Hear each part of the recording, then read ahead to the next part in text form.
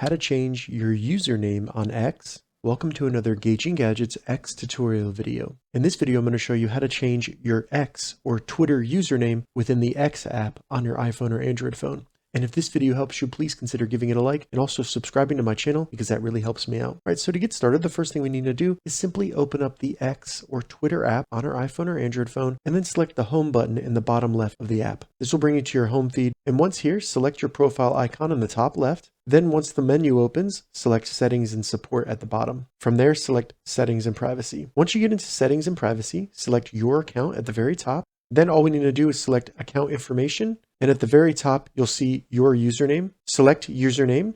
Then just select the text box labeled New. So just enter your desired username right there. And once you enter it, it'll let you know if that's available. As you can see, the username subscribe now is not available. So once you find a username that's available, select Done in the top right, and then you will have changed your X username.